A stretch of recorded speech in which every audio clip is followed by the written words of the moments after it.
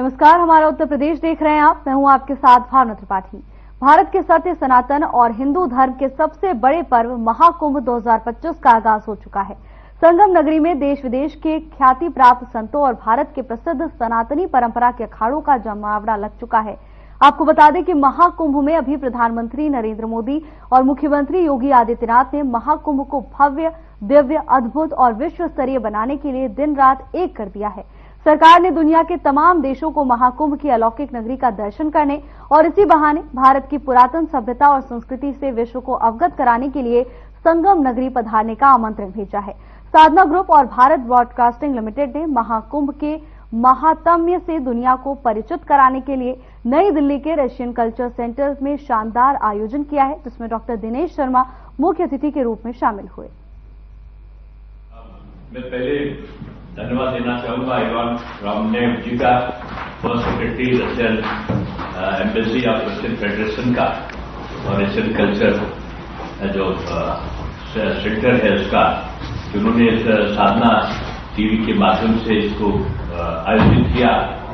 कुंभ 4 वर्ष में पड़ता है, अर्धकुंभ 4 वर्ष में पड़ता है।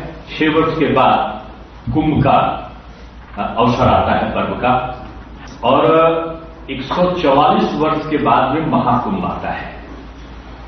अब की जो प्रयागराज में हम लोग मना रहे हैं वो महाकुंभ मना रहे हैं, और पिछली बार अगर 20, 22, 23 करोड़ लोग आए थे, तो इस बार दुगना 40 करोड़ श्रद्धालुओं का यहां पर आने का प्रावधान है।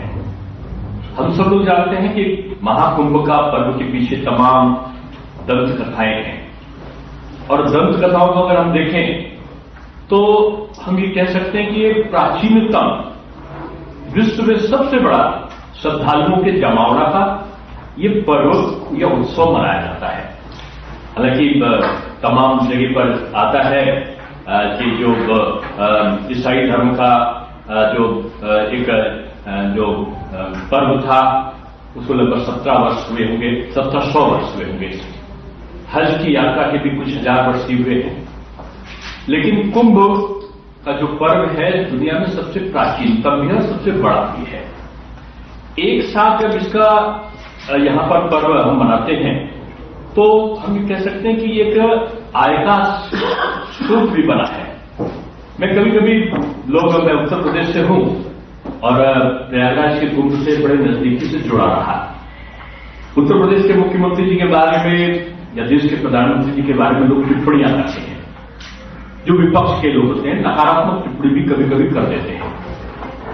लेकिन उनके सकारात्मक पक्ष को मैं कहूंगा कि महाकुंभ ऐसा पर्व या श्री राम जन्मभूमि मंदिर निर्माण के बाद के उत्सव, काशी विश्वनाथ कॉरिडोर बनाने के बाद के उत्सव, विंध्याचल सर्किट को बनाने के बाद में, मथुरा सर्किट को बनाने के बाद में, या नैमिषारण्य तीर्थ का जीर्णोद्धार करने के बाद में उत्तर प्रदेश आज धार्मिक पर्यटन के माध्यम से आर्थिक जो अर्जन है, आय का अर्जन है, उसका सबसे बड़ा साधन बना है। मैं कभी कभी हंसी में बोलता हूं कि लोग बेकार में योगी बाबा को बोलते हैं कि ये बुलडोजर बाबा है। मैं तो कहूंगा योगी बाबा बुलडोजर बाबा नहीं है, योगी बाबा अर्थ प्रबंधन बाबा है। ये धार्मिक पर्यटन के माध्यम से जो आय आ रही है, अगर आप इसको देखो, लोग बोलते हैं कि आईपीएल से बहुत बड़ी आय होती है। ये आईपीएल से जो इतनी आय होती है उसकी 10 गुना आय है। ये आपका जो हमारा कुंभ है उससे होने वाली है। जो इसमें भीड़ आने वाली है वो पाकिस्तान की जो आबादी है उससे 2 गुना। हमारे मित्र secretary, first secretary embassy Russian के से मैं कहूंगा कि रशिया और भारत तो बहुत निकट के एक दूसरे के पूरक रहे हैं, और सबसे विश्वस्त मित्रों में से रूस हमारा रहा है।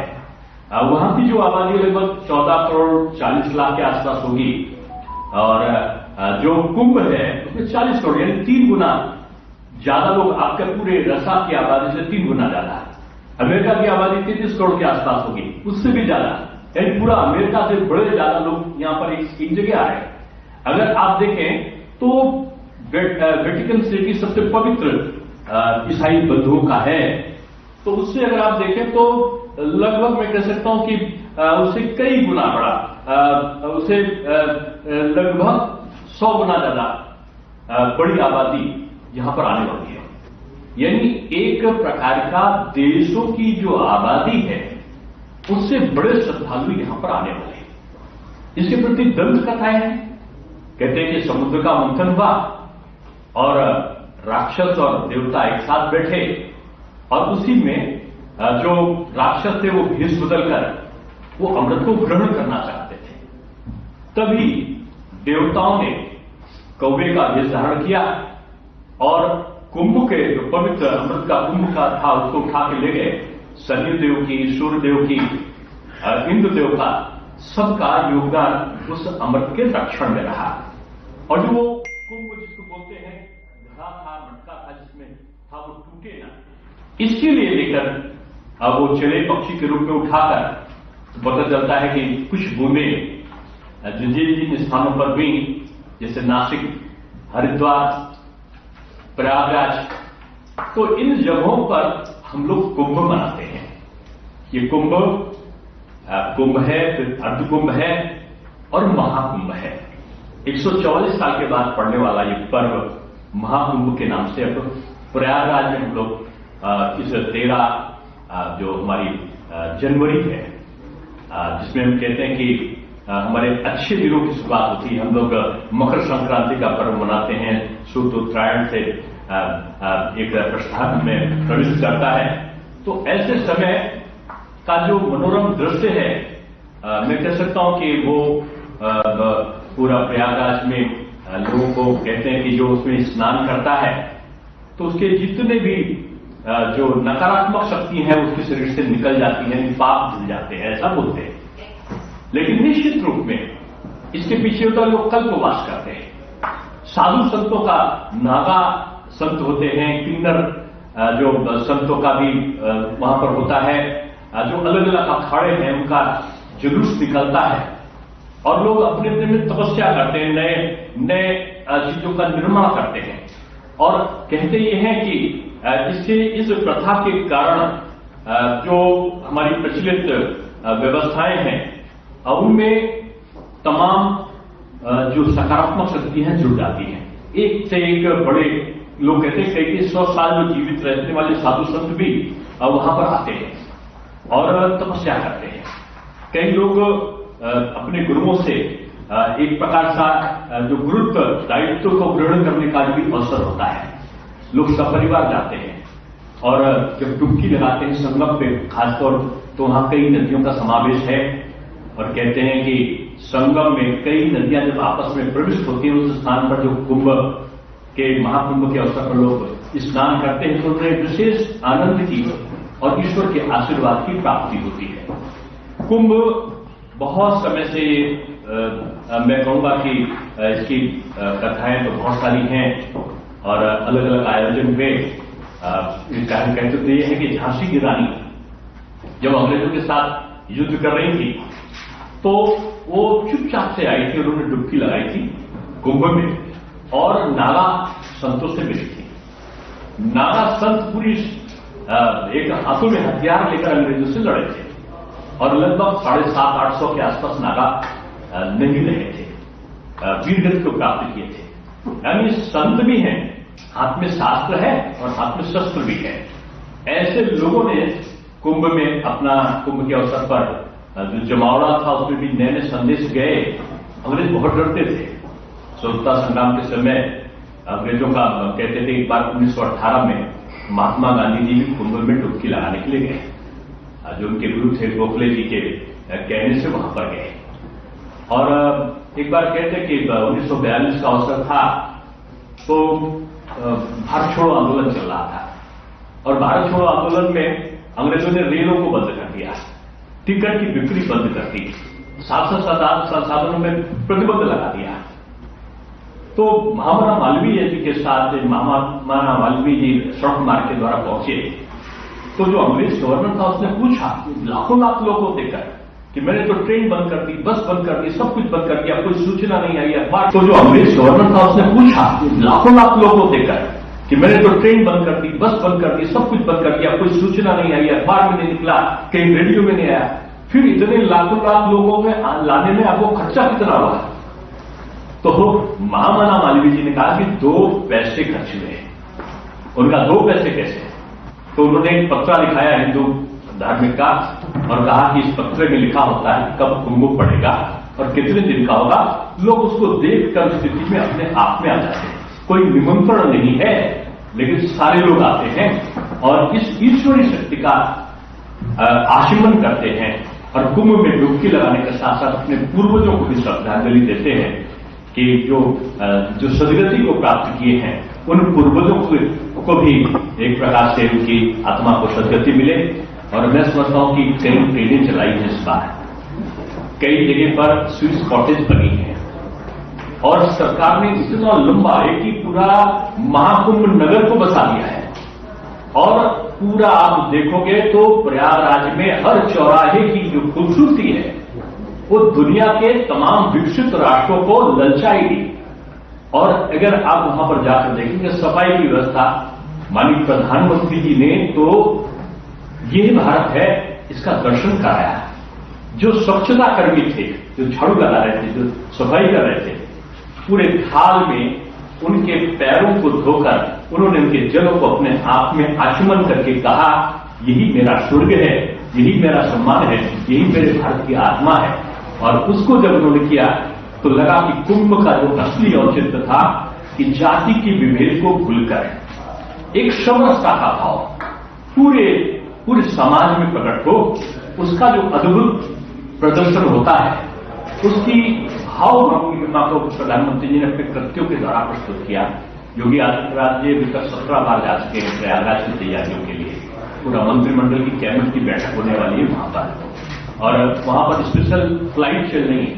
पूरी दुनिया के लोग आ रहे हैं और मुझे कहने में कोई गिलानी नहीं है कि एक समय था जब बीजेपी की सरकार या एनडीए की सरकार नहीं थी, उस समय कुंभ होते थे, उतनी अच्छी व्यवस्था नहीं हो पाती थी, लोग आचमन करने से जल का डरते थे।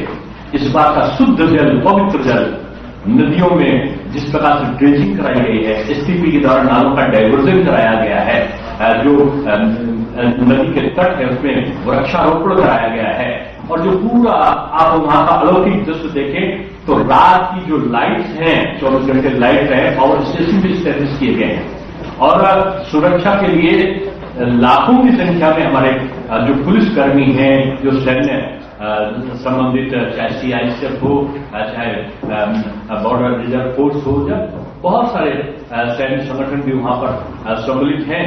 मैं कह सकता हूं कि कुंभ नहीं है, ये महाकुंभ है और महाकुंभ में महाजमावड़ा ये भारत की सनातन संस्कृति का दर्शन है और इस दर्शन के प्रणेता के रूप में, रचयिता के रूप में आज की इस वर्तमान व्यवस्था के आदरणीय प्रधानमंत्री नरेंद्र मोदी जी के दर्शन में, जिन्होंने काशी का जो सर्किट बनाया कॉरिडोर, तो आज जहां पर 50,000 लोग आते थे, आज वहां पर 10 लाख लोग आ रहे हैं प्रतिदिन। आज वहां पर बढ़ती वो 50 लाख की संख्या पहुंच रही है। आज जो श्रावण होता है या पर्व होते हैं उसमें 50 लाख लोग आते हैं। आज श्री राम जन्मभूमि मंदिर पर अब हजारों की संख्या में नहीं, प्रतिदिन कई लाख, 5 लाख, 4 लाख, 8 लाख और विशेष पर्वों पर तो 10 लाख की संख्या आती है। आज नैमिष जमावड़ा बना है, आज तीर्थ विंध्याचल बहुत बड़ा गैदरिंग हुआ है वहां पर लोगों के आने का, मां के दर्शन का। तो आज मथुरा का सर्किट लुभारा है कृष्ण जी की लीलाओं का दर्शन के लिए। यानी अर्थ प्रबंधन, धार्मिक आस्था का प्रतिपादन उत्तर प्रदेश में और धार्मिक आस्था के प्रतिपादन के साथ साथ बहुत बड़ा एक आर्थिक प्रबंधन है जिसमें आय का सृजन है और आस्था का, यानी अपने जो श्रद्धालु हैं उनकी संतुष्टि, यानी जनता की संतुष्टि, उपभोक्ता की संतुष्टि और उन आयोजनों से जुड़े हुए व्यापारी हैं उसके सामान बिकेगा, टूर करने बस वाले हैं, ट्रेन वाले हैं, उसे आय का अर्जन होगा, वहां ठहरते हैं होटल का होगा, वहां के पुजारियों को रोजगार मिलेगा, वहां के मालिक को रोजगार मिलेगा। यानी चारों तरफ से इंफ्रास्ट्रक्चर अच्छा और चारों तरफ से आय का सृजन भी, भगवान के दर्शन भी, सनातन में आस्था भी और आस्था के साथ साथ प्राणियों में सद्भावना हो, मानव का कल्याण हो। ये जो भावना है विश्व बंधुत्व की जो भावना कोई कर सकता है तो वो सनातन कर सकता है, जो सब वो यानी प्राणी भी, पशु पक्षी भी, मानव यानी जो पाकिस्तान हमारा दुश्मन है, चाइना जो हमको अच्छी आंखों से नहीं देखता है, उसका भी कल्याण हो। वो जो बोलता है सनातन, उस सनातन को मानने वाले सनातनियों का इतना बड़ा जमावड़ा जब प्रयागराज में होगा तो मैं समझता हूं ये अद्भुत दृश्य विश्व पटल पर दुनिया का सबसे बड़ा एक उत्सव के रूप में आएगा। साधु संतों का आशीष वचन, उनके बड़े बड़े सम्मेलन, धार्मिक उपदेश और इन उपदेशों के साथ साथ समाज की व्यवस्था। आज आप देखें हॉस्पिटल मॉडर्नाइज सिस्टम का, सैकड़ों लोग वहां भर्ती हो सकते हैं, इस प्रकार का हॉस्पिटल बना है। इमरजेंसी प्रयागराज और आसपास सारे चिकित्सालयों को बिल्कुल आधुनिक किया गया है कि जरा सी भी आवश्यकता पर इतने लाख लोग, इतने करोड़ लोग हैं, उनकी हर चीज की चिंता हम कर सके। वहां पर आपको हर प्रकार की वस्तुएं जो हमारी आस्था को प्रबल करती हैं वो वहां पर मिलेंगी। नाव है तो स्टीमर भी है, ऊपर से हेलीकॉप्टर आपको पुष्प गिराता हुआ भी दिखेगा, तो हवाई जहाज से दुनिया के तमाम देशों से आते हुए लोग भी आपको एयरपोर्ट पर दिखाई पड़ेंगे। और आपको रेल, एक नई आधुनिक रेल ट्रेन जहां पर वंदे भारत भी चल रहा है, तो वहां पर लोकल ट्रेनों को भी चलाने की व्यवस्था है। एक बड़े भाग में जो है वो कारों को खड़ा करने की पार्किंग है। तो जो महापर्व की तिथियां हैं कुछ अलग अलग, जैसे 3 फरवरी की है, 14 जनवरी की है, ऐसे पर्वों पर नो व्हीकल जोन भी है। मैं तो कहूंगा आपके माध्यम से कि इन महापर्वों पर पैदल चलने की व्यवस्था होगी, लेकिन व्हीकल से जाने की व्यवस्था, उस व्यवस्थाओं को दुरुस्त करने के लिए नहीं हो सकेगी। तो मैं कह सकता हूं कि उत्तर प्रदेश सरकार ने युद्ध स्तर पर तैयारियां की है। मंत्री को अपना दायित्व पता है, जो अधिकारी हैं उनको अपना दायित्व पता है। पहले कहा था कि जैसे आप मान लें कि सबसे बड़ा स्टेडियम दुनिया का क्रिकेट का हमारे अहमदाबाद में है, उससे कहीं 100 गुना ज्यादा बड़ा ये क्षेत्र इस महाकुंभ का है। फुटबॉल के स्टेडियम से लगभग 90 गुना ज्यादा बड़ा स्थान ये हमारे कुंभ का है। मैं कह सकता हूं कि कई देश समा सकते हैं। कई देशों की जो आबादियां हैं, इनके आगे मैं समझता हूं कि ये फीकी पड़ेगी।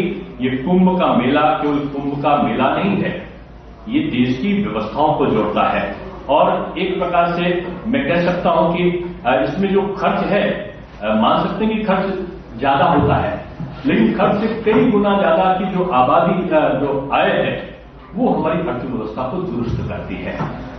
भारत प्राचीनतम देश है, भारत को सोने की चिड़िया कहा गया है, और सोने की चिड़िया के साथ साथ भारत को विश्व गुरु कहा गया है।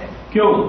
क्योंकि यहाँ की व्यवस्थाएं हैं, यहाँ का जो वेद है, पुराण है, उनको लिखने वाले मछुआरा जिनको कहते हैं, मछली पालन का काम करने वाले वेद व्यास जी भी हमारे महामुनि हैं। जो आज की दशा में अगर वाल्मीकि जी का, महर्षि वाल्मीकि के मानने वालों की संख्या तो सभी जातियों में है, लेकिन उनको भी हम कह सकते हैं कि उनको भी जो आज अनुसूचित वर्ग के लोगों से लोग संबोधित करते हैं, उसके द्वारा लिखी गई रामायण का प्रतिपादन है, उद्देश्य उसका प्रतिपादन है। और सबको मिलाकर विश्व के कल्याण का कोई धर्म अगर पालन करता है, वसुधैव कुटुंबकम का, कि सारा दुनिया एक है और हम मानव हैं, मानव की प्रगति के लिए मुझे काम करना है, तो वो सनातन धर्म है। और सनातन धर्म का संकेतक भाव से लेकर चलने वाला जो एक प्रहरी के रूप में काम करने वाला जो अवसर या पर्व है, वो महाकुंभ है। और महाकुंभ के अवसर पर मैं कह सकता हूं कि दुनिया के तमाम लोग आए हैं। एक बार कहते हैं कि जब पिछली से पिछली सरकार में कुंभ हुआ था, तो मॉरिशस के राष्ट्रपति आए थे और उनको स्नान करना था। तो स्नान कर उन्होंने जब गंदगी देखी तो स्नान से वो डर गए और अंदर नहीं उतरे। लेकिन पिछली बार जब आए तो न केवल लोग गए, बल्कि उसको जल का आचमन भी किया। और अगली बार मैं समझता हूं कि उस पवित्र जल में डुबकी लगाकर एक अलग प्रकार की अनूठी अनुभूति करने के लिए दुनिया के तमाम देशों की स्वीकृति मिली है।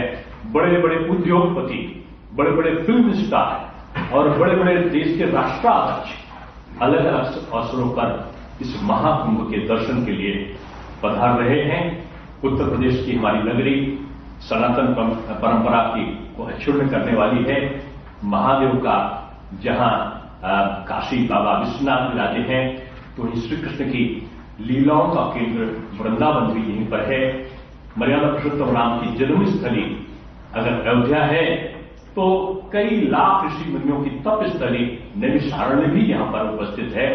यानी तीर्थों का राजा उत्तर प्रदेश की हमारी इस नगरी में, मैं समझता हूं ये मिनी भारत है। और इस मिनी भारत में इस प्रकार के आयोजनों में जब केंद्र और प्रदेश, लोग बोलते हैं ना डबल इंजन का लाभ, अगर डबल इंजन का लाभ देखना हो तो आप देखो कि एक तरफ मोदी जी का मार्गदर्शन है तो योगी जी का प्रदर्शन है। और मैं इसमें यही कहूंगा कि जो विभिन्न संस्कृतियां हैं, अगर वो प्रदर्शन है तो भारत की संस्कृति दर्शन है। और इस दर्शन के लिए लोग महाकुंभ में आते हैं। और महाकुंभ को मैं कहूंगा कि प्रणम्य भाव से महाकुंभ में लोगों का आगमन की प्रतीक्षा है। प्रदेश सरकार और केंद्र सरकार दोनों नतमस्तक है।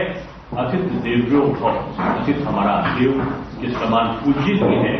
रशियन कथाओं का बहुत लोकप्रियता के साथ में भारत के लोग उनको देखते हैं और उनको सुनते हैं। और हमारी जो दंत कथाएं हैं उनकी समरूपता रसा की दंत कथाओं से मिलती जुलती है। हमारे प्रधानमंत्री जी के जो सबसे पसंदीदा राष्ट्रपतियों में से, राष्ट्राध्यक्षों में से हैं, तो आपके पुतिन साहब हैं।